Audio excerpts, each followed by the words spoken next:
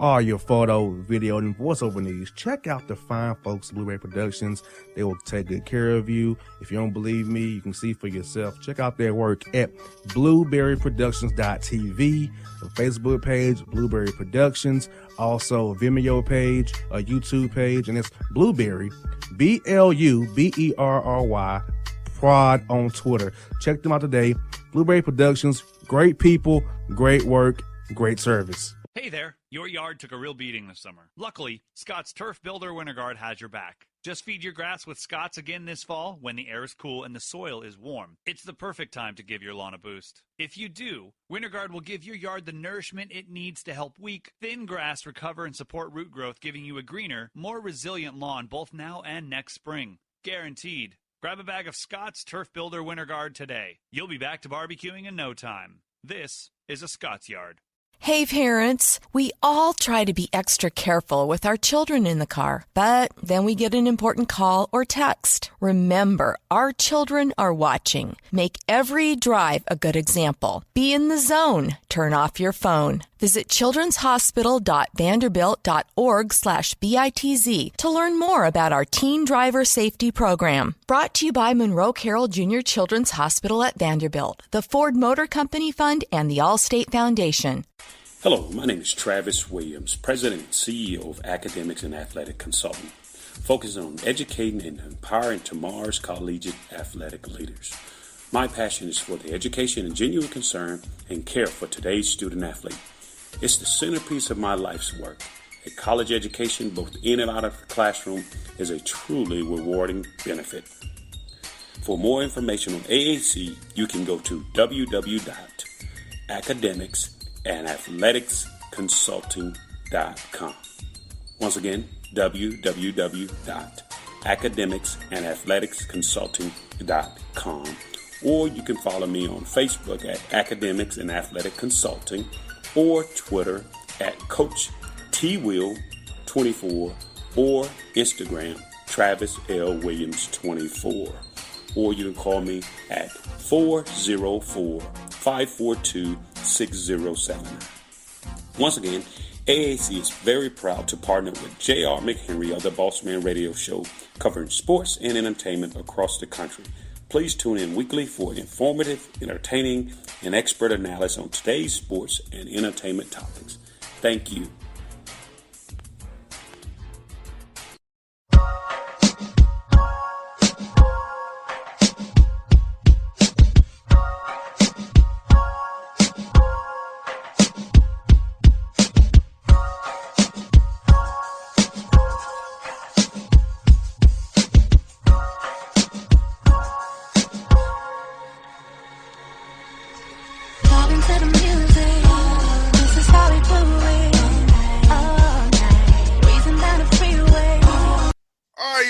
Back in the Bossman Show, friend of the show, Ryan Ritter, the coach of the Bethune-Cookman Wildcats. Coach, man, glad to see you again and glad to have you back, man. Hope you've been safe, buddy.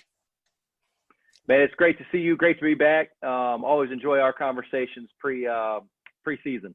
Yes, indeed. Well, Coach, I got to ask you, man, I kind of told you off there about how the season stopped on my birthday for the NBA on March 11th. So where were you guys at in that situation? Was it the MEAC tournament probably? So how did you guys handle news when it came down and for us getting kids back home and go from virtual learning to from being in class? So how was it for you and your team and your staff, man, that whole whirlwind and March around on my birthday there? You know, that particular day was really, really tough for our program.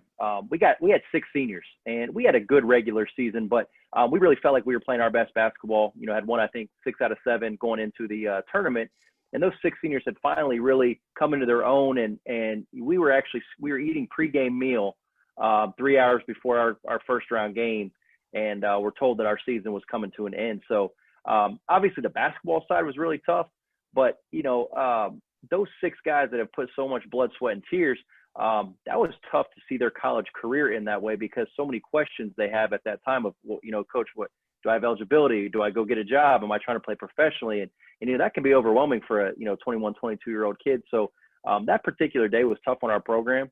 You know, but since then, just really trying to help those guys transition into, you know, whatever their endeavors are professionally, whether it's basketball, job, parenting.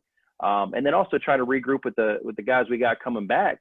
Obviously no face-to-face meetings. We're trying to stay as organized as we can and try to provide as much patience and flexibility. But at the end of the day, the virus is in charge, and that's what we're trying to help guide our guys right now into as much safely as we can. I know a key person on your staff was the academic advisor, because having kids going home and to be on their own devices, make sure their grades stay eligible to play with their grades, and had to be rough. I know you can look at on Blackboard what the guys are doing, but how was that trying to make sure the guys stayed on top of the academics when they were back home and kind of not knowing what's going on in the world around them? Yeah, I mean, that's the toughest part, because we've got a great student athlete success team at our school, and we do have a very, very good academic advisor. But all of a sudden, you have 15 guys that are now either all learning remotely, and some of them have not taken online classes before. Some of them have, and so just the communication was really key. Being able to provide that for each of our guys and having them have their own individual coaches, where they're grouped into groups of 3 or 4, and they're able to kind of connect with coaches on a daily basis, and then we're able to help relay that academic information. So we had a good spring. I think we've got a really good handle on this fall in terms of our academic situation. But man, you're right, that position is so huge in college athletics.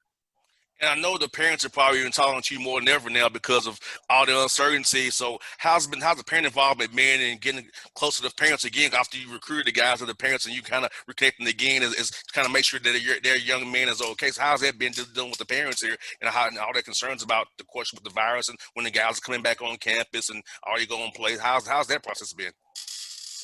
Yeah, that is a great question, and that's actually this year we've got 15 young men on our roster. We finally, in year 4, been able to recruit some younger kids, some 4-year transfers, some guys that, we've been recruiting the last 2-3 years. So we've gotten a chance to really know their parents, their AAU coaches, their high school coaches. So that network around them has been really strong. So the communication with the parents, I've welcomed everything any question they have. I don't know the answers, but I will try to find them out for them. And I think just assuring them that we're doing everything safely and in their son's best interest has been key for us. As of right now, we're not even actually working our guys out. We're going through additional safety testing to make sure that we're putting these guys in the best position. One, academically, but then 2 is before we put them on a court, making sure we're doing everything we can to make sure they're as safe as they can be. Coach Ritter, how's it in Florida? I know here in Georgia it's been still kind of steadily high with the virus. So in your area in Daytona, how's it been? Is numbers coming down, or do you think it'll be safe for the guys to come back on campus in the near future here where they feel safe and it's not before flu and cold season starts here real soon? Yeah, it depends on which day of the week you ask. Every time I start feeling like we're having a positive shift, we'll have a potential cluster breakout or something happens, not necessarily on our campus. We've been fortunate so far. Our guys have been back for almost 2 weeks, and we've had very, very minimal COVID cases on campus. So we've done a great job protecting our students that way. But yeah, I mean, it really depends on the day you ask. I think we are, as of right now, showing progress, specifically in Volusia County, whereas is Daytona Beach where Bethune-Cookman is. But, as soon as I say that, tomorrow can be a different day, and we're doing our best on campus. I know our leaders, our president, our safety council has done a heck of a job of putting in parameters to make these guys feel and be as safe as they can. And Coach, have a talk to your young men about being able to say no when they want to say yes, because their guys are 18, 19, 20 years old. They want to go out, they want to go see their friends and maybe go to a party, but to make them it's bigger than them right now, you can't do that because one little incident that you might think is innocent, that you could cause a whole outbreak of a whole team and then a whole department. So how have you guys stressed to the young men that, hey, you might want to say yes, but you have to say no, like sacrifice for the greater good of everybody involved in our community as well? Yeah, that's been the hardest challenge. And I think the message we've tried to tell our guys is be a great teammate. And that's on the court, that's off the court, that's in the community. And ultimately you're gonna have these urges to do those things you're talking about. And then throw on top of the fact that we actually aren't allowed to work our guys out right now for safety reasons. So they're in their mind trying to find any way they can to get their hands on a ball. And, at the end of the day, it's not safe right now for us. We haven't done everything possible. So to be able to challenge them to be a great teammate, and that means staying compliant and being flexible. And you may feel fine. You may feel like something is beneficial for you. But at the end of the day, when you're part of a team, you got to put that organization ahead of yourself. And I think that's kind of been our message to our guys, not just our basketball team, but our Bethune-Cookman family, our Daytona Beach family, our state family. Their people back home is you're a part of something much, much bigger, and you got to make decisions based on that group rather than yourself. Most definitely. I've been I've learned the word no a lot, Coach, in the last 5 months because, having an 80-year-old dad, I worry about that because my dad's 80 years old today. So he's not young, and he can attack older people. And I don't want to be selfish and go out, have a drink or whatever, and come back to my dad and he's dead in a month, and I'm like, wow, that's on me. So just that example of my father keeps me at bay, even though I do get stir crazy, but I got to protect my father and myself as well. Absolutely. It's the same thing we're fighting down here. Is I got I share with you off air, I've got a daughter that's 1 month old. And so we quarantined for so long because I didn't want to take a risk. One, you don't know how it plays out in pregnant people. But also the fact is, if somehow I were to contract it, then I'm not able to go into the hospital for the birth of my second daughter. And now you're talking about all kinds of different things that could potentially happen. So we've tried to keep ourselves as safe as we can down here. Now, Coach, when the guys were at home doing the shutdown, did you guys give them like a strength plan to kind of make sure they could have some kind of semblance of shape now that they're coming back to you here in August? Because I know when you shut down, you might not have a hoop to get to, but doing like walking and running and a little exercise they maybe can do in their yards to kind of keep them somewhat in shape, not quite basketball shape, but some shape, so they have not having to start from scratch once you get back to them. Here right now, we can't work them out once safety measures are cleared. Yeah, that's another great question. We've got a great strength and conditioning coach and program at Bethune-Cookman. And so obviously we followed the NCAA guidelines on what we were able to do, but we definitely had our returners and guys that were cleared. We had them a strength and conditioning program that they were able to do at home if they were able to access equipment safely, and they could do that without putting anybody in danger or at risk. But JR, I'll be honest with you, the thing that we did the most this off season, we talked. We talked with our guys. We spent a lot of time on Zooms.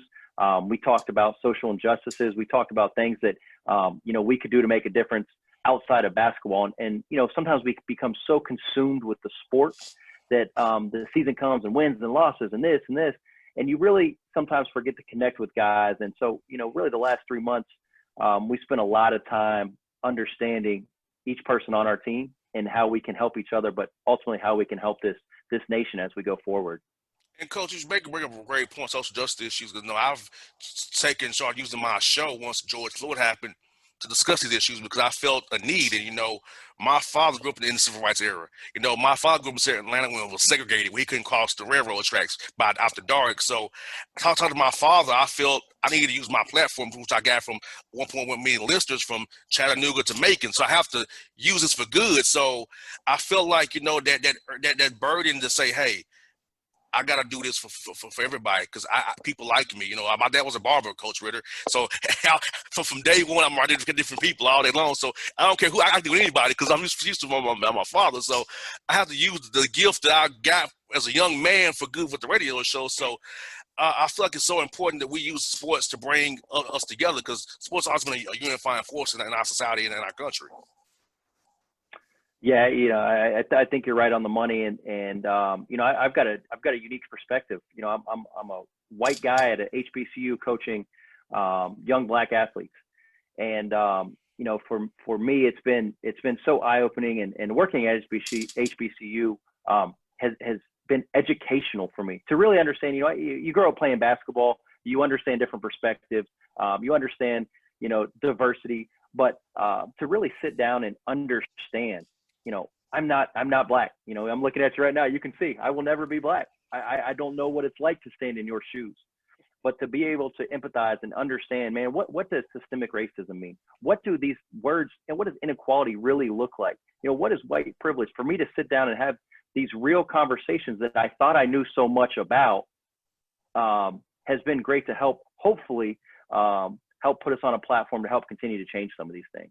And Coach, you're in a perfect situation because you are a white guy with HBCU because you can help other whites who don't understand, who won't listen to me, but will hear from you because sometimes you hear from who you comfortable from. So I feel like it's great that you're in that position to help these young men.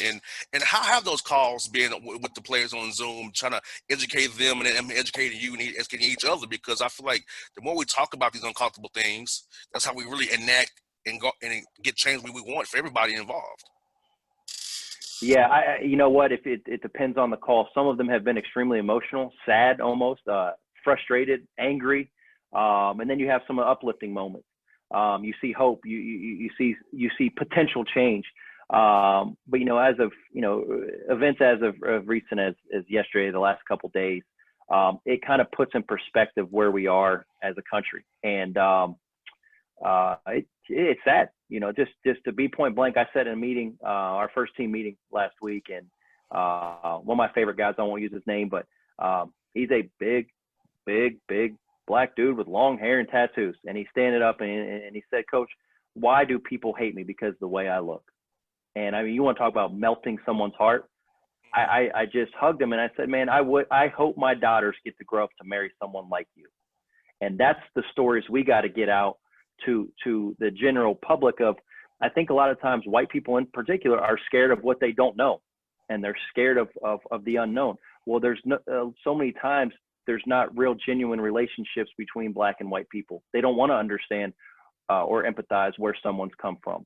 And I think our university is and our team, we've done a great job of trying to understand and empathize and ultimately make change together. So, but those meetings are raw. They're hard sometimes. I mean, that's just the truth of it. And Coach, I'll tell you a quick story from personal perspective for me.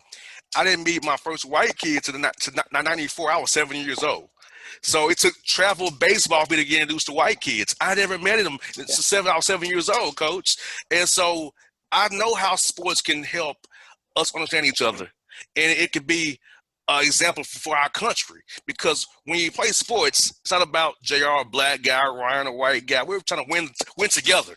It don't matter, and then we can talk to each other. Then you learn about each other. Then because you like them and you learn about it, then you understand, oh, wow, that's why you think that way. That's what molded you. So I feel like sports, Coach, is such a opportunity to give our country an example of what we can be. When we are together and see everybody as a person, not white or black, we're just people with a common goal and a common stance and a kind of common mission to get the job done and win a game together and the game of life together as well. Yeah, I think you're right on the money. It's about humanity at this point. I don't think it's it's about what's doing right. Everyone's talked politics and this and that. At the end of the day, we got some issues that they're humane, and we got to get those figured out. And I think, for me speaking personally, we've got a great crop of young black men on our team that they can be a strong, powerful voice. And on top of that, I do feel like I'm in a position of, it's not the people who have been oppressed. It's not their job to fix the oppression. It's the people that are it's the oppressors that need to be the ones that got to make some changes. And, I think I know we're up for the challenge. I know we're trying to figure that part out. And I think I've got some great people around me that, can really help put this movement, continue to help with the movement that's going on right now. And Coach, I know recruiting wise, do you feel like how you like the Zoom recruiting this season around? Cause I know usually you be on the road, trying to find great young men to bring in Bethune-Cookman, but how was the recruiting via Zoom and doing campus visits via Zoom during the COVID time here? Has that something you maybe keep in the future, or a little bit of mix of face to face and the Zoom mix to kind of expand your reach there? Yeah, you know what? I'll tell you, actually, from recruiting standpoint, I don't know if it would happen every year, but it worked out great for us this year. We targeted 3 kids really, really hard. We signed 2 early in the fall. That was before all this happened. That was great. 2 young kids, felt really good about them.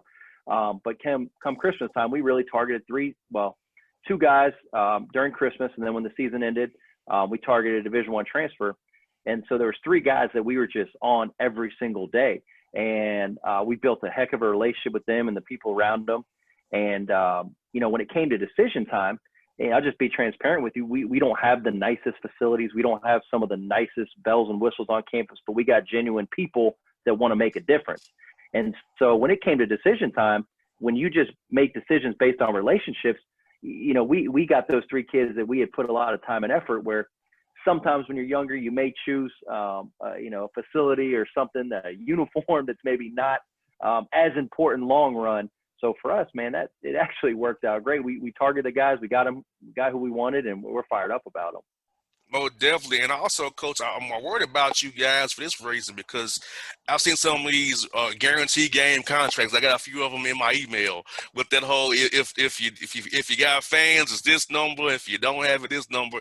HBCU schools have to raise money to pay for the non-revenue sports. They just have to. And how is that being not knowing whether you're going to have a non-conference season to raise money for the school because it's so important to fund all the other sports and there's scholarships and those people in the university. So how has that been trying to navigate that with the legal department and other schools trying to make the schedule right for you guys? Well, that has been difficult because there's just, I think I looked at it the other day, out of the 350 plus Division I teams, only somewhere between 20 and 30 had released their schedule. So, everyone's kind of fighting that issue right now. But we prepared like we were going to have a normal November, December non-conference. But I think as we're getting kind of closer to this mid-September date, I think there's some feelings that those may change. So, right now we're prepared to play, and we've got our guarantee games lined up. But we've had great dialogue with our administration, with our legal department. If those things don't happen, how could we potentially raise more money? What would be the goal of our institution? But the other thing too is if we don't have a non-conference season, well, now we're not spending as much money. So there's a lot of things to work out there. But at the end of the day, I said it right when we first started talking that this virus is going to tell us what to do, whether we like it or not, and then we'll try to be as flexible and frugal as we can in terms of non-conference. Well, Coach Ritter, I wish you all the best, buddy. I'm praying for you and your team. You can get out there and play some games, man. Cause I know you guys need the resources for sure to make sure you guys are taken care of, and I have to pinch pennies elsewhere, man. I love our chats, man. Good to see you. This soon. Good to see you, great man. to see you as well. So we got to do this again real soon, brother. That sounds great, man. I appreciate you. I always enjoy being on the show. Anytime, Coach. Thank you, buddy. Talk to you real soon, man. All right, thank you. All right, it's Ryan Ritter here on the Bossman Show.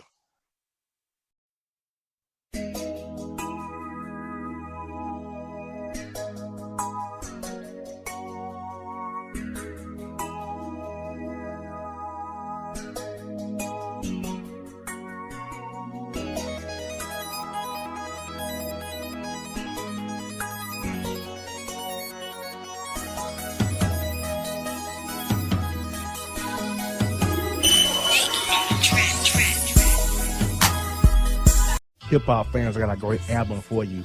The debut album from Family Grind ENT, True Speech and 313 Fresh. We're going to give you 2 discs, 33 songs of pure, genuine hip-hop. Albums available on iTunes, Amazon, Google Play, illstreetrex.com, and streaming live right now on Rhapsody, Beats Music, Spotify, Xbox Music, Slacker Radio, and SoundCloud. Check them out today. True Speech and 313 Fresh. Family Grind ENT. Believe in it. Get it.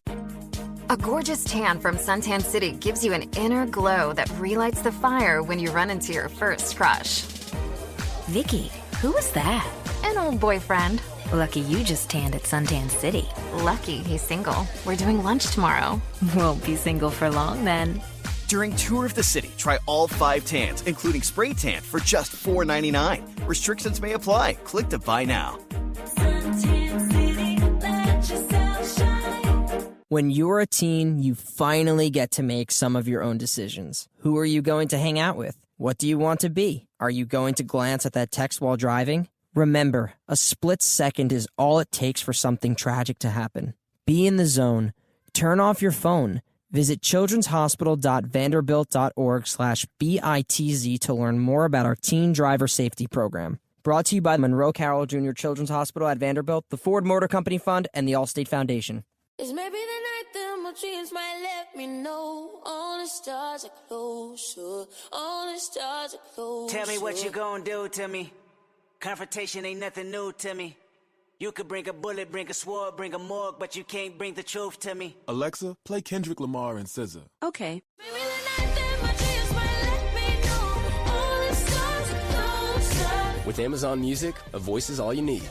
Get tens of millions of songs. Download the Amazon Music app today.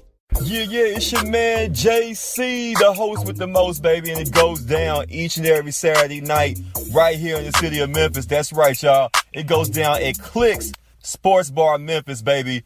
3705 Malco Way, Memphis, Tennessee, 38125. Come out and join us, the Three Kings, each and every Saturday night for the livest karaoke in the city. Everybody gets in free till 10 p.m.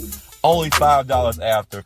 Great food. We got drink specials. We got all kind of games, man. We got the pool tables popping. Whatever you want, we got you, man. Come on out. Have a good time with us each and every Saturday night. That's Clicks Sports Bar, Memphis.